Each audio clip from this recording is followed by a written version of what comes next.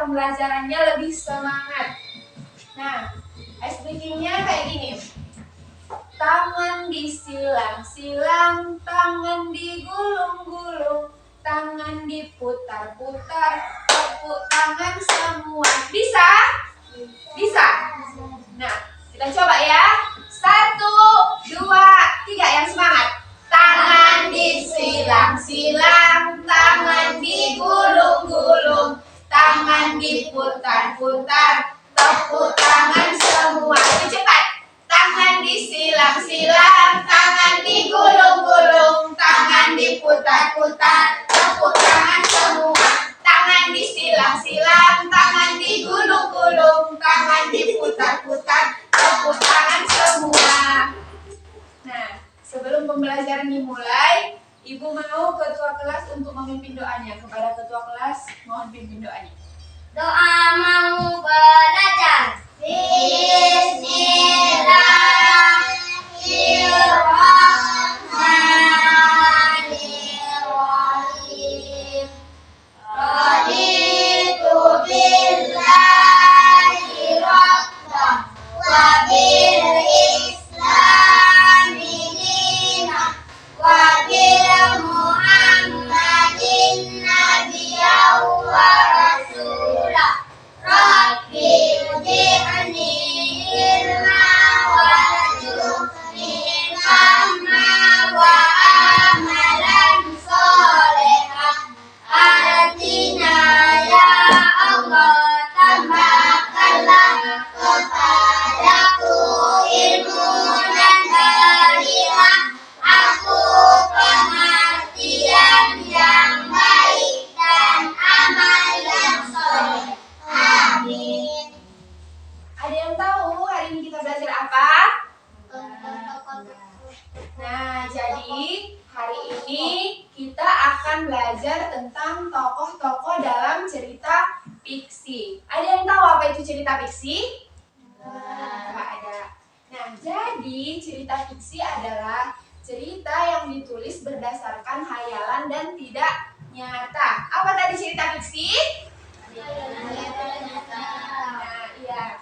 Nah, dalam cerita fiksi ada yang disebut dengan tokoh. Nah, tokoh itu merupakan pelaku atau pemeran dalam cerita. Biasanya nama orang, nama tumbuhan, dan nama hewan. Ada beberapa jenis tokoh dalam cerita fiksi. Nah, untuk lebih paham, Ibu di sini ada video pembelajaran tentang materi kita hari ini. Nah, semua tolong diperhatikan ke depan agar bisa menjawab pertanyaan yang akan Ibu berikan nanti. Assalamualaikum warahmatullahi wabarakatuh. Halo anak-anak, Pak Guru di sini. Kali ini Pak Guru akan menjelaskan kepada kalian tentang materi watak tokoh dalam cerita. Untuk mata pelajaran Bahasa Indonesia kelas 4 tema 4 subtema 1. Simak video ini sampai selesai agar anak-anak paham akan materi ini ya. Dan yuk kita mulai pembelajaran. Apa itu tokoh? Tokoh adalah pelaku dalam cerita. Tokoh bisa berupa nama orang, hewan, atau tumbuhan. Berdasarkan peranannya dalam cerita, ada dua jenis tokoh. Yang pertama, tokoh utama. Tokoh utama adalah tokoh yang paling dominan peranannya dalam cerita. Nah, kita bisa mengetahui tokoh utama itu dalam cerita dengan ciri seperti ini. Tokoh itu biasanya sering disebut dalam bacaan atau cerita itu yang disebut sebagai tokoh utama. Kemudian tokoh sampingan, yaitu tokoh yang terlibat dalam cerita tetapi peranannya tidak dominan dalam menggerakkan alur cerita. Tokoh sampingan ini biasanya hanya disebutkan sesekali saja dalam sebuah bacaan ataupun cerita untuk menambah ataupun membantu bagi tokoh utama. Kemudian apa itu watak? Watak adalah sifat tokoh dalam suatu cerita. Nah, masing-masing tokoh tadi memiliki sifat. Sifat itulah yang disebut sebagai watak.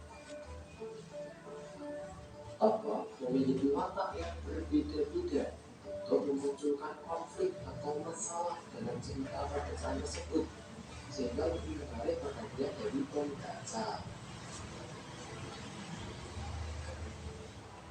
Gambaran watak tokoh pada cerita dapat dijelaskan dengan beberapa cara. Yang pertama, melalui cerita penulis. Biasanya penulis itu melakukan cerita-cerita tentang cerita yang dia buat atau bacaan yang dia buat. Kemudian dialog antar tokoh.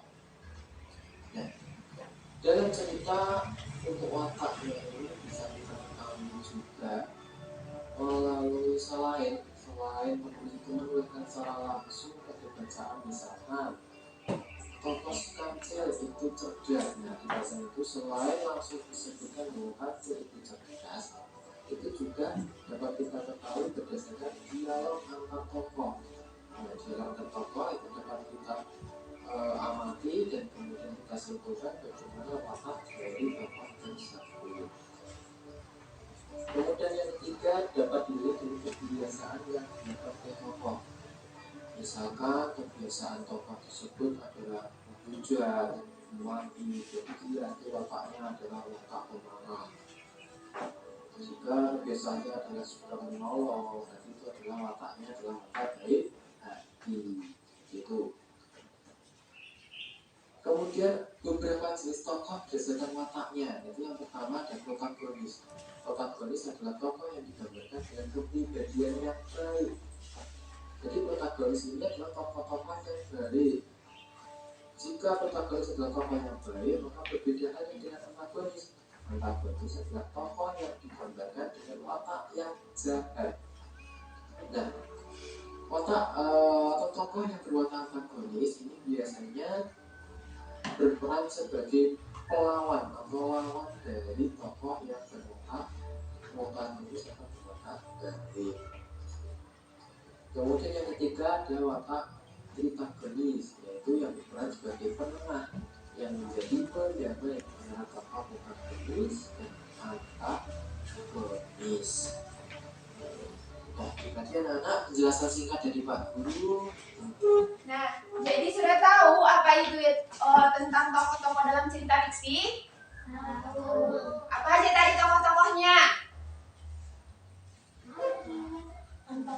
Antagonis, protagonis. Ya, benar. Nah, jadi karena anak-anak ibu sudah paham, di sini ibu mau bagi jadi dua kelompok. Ini kelompok pertama, ini kelompok ketiga untuk kelompok kedua. Nah, di sini untuk menjawab LKPD. Namun untuk menjawab LKPD tersebut, di sini ibu ada contoh cerita fiksi. Jadi kalian tonton videonya sambil mengerjakan tugasnya, bisa?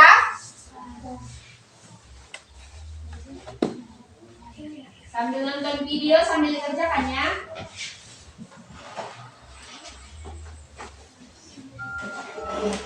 Legenda bawang merah dan bawang putih. Pada zaman dahulu kala, hiduplah sebuah keluarga yang sangat bahagia, terdiri dari seorang ibu yang cantik dan baik hati, seorang ayah yang bekerja sebagai pedagang, dan seorang putri yang bernama Bawang Putih. Dan Bawang Putih sangat sedih dan bersedih yang sedih. Kemudian ayah Bawang Putih menikah dengan seorang janda beranak karena si jahat dan selalu dia orang gadis. Mencuci pakaian hingga menyiapkan makanan untuk mereka. Sementara bawang merah kerjanya hanya bermalas-malasan saja. Pada suatu hari, saat bawang putih mencuci pakaian di sungai, pulang sebelum selendang itu ditemukan.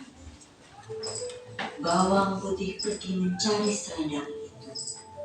Hari sudah malam, dia masih belum juga menemukan selendang itu.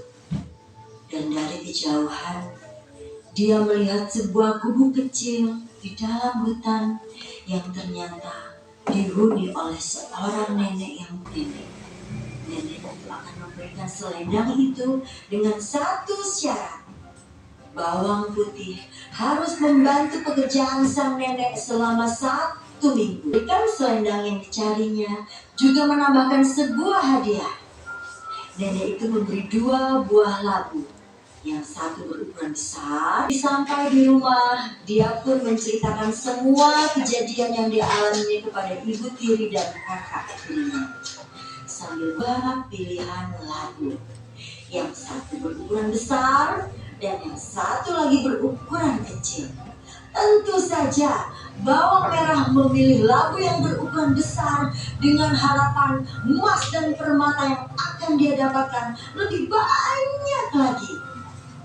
Akhirnya, ibu tiri dan bawang merah mati seketika bersama labu ajaib yang mematikan.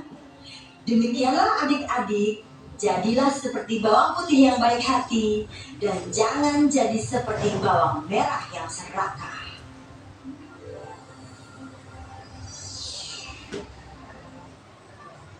Udah siap dikerjakan? Udah. Nah, kelompok siapa yang mau maju pertama untuk membacakan hasil diskusinya? Kelompok 1, ayo kelompok 1 maju ke depan. Ayo, tengok ke depan. Kelompok 1 mau mempresentasikan hasil diskusinya. Siapa tokoh utama dalam cerita bawang merah dan bawang putih? Bawang putih. Sebutkan siapa tokoh antagonis dan protagonis dalam cerita bawang merah dan bawang putih. Antagonis bawang merah, protagonis bawang putih. Pelaku dalam cerita tokoh yang digambarkan dengan kepribadian baik, protagonis. Cerita yang ditulis berdasarkan khayalan atau imajinasi pengarang, teks fiksi. Tepuk tangan untuk kelompok 1. Ayo kelompok 2 sekarang hasil diskusi ke depan. 1. Siapa tokoh utama dalam cerita bawang merah dan bawang putih? Adalah bawang putih. Sebutkan siapa tokoh antagonis dan protagonis dalam cerita bawang merah dan bawang putih. Antagonis adalah bawang merah, protagonis adalah bawang putih. Pelaku dalam cerita adalah tokoh yang digambarkan dengan pribadi yang baik adalah protagonis. Cerita yang dituliskan berdasarkan khayalan atau imajinasi pengarang adalah teks fiksi. Tepuk tangan untuk kelompok 2. Nah, jadi anak-anak ibu sudah paham tadi apa itu teks fiksi? Sudah. Siapa yang bisa menyimpulkan pembelajaran hari ini? Angkat tangannya. Siapa yang bisa? Angkat tangannya. Siapa yang tahu tadi itu apa cerita fiksi?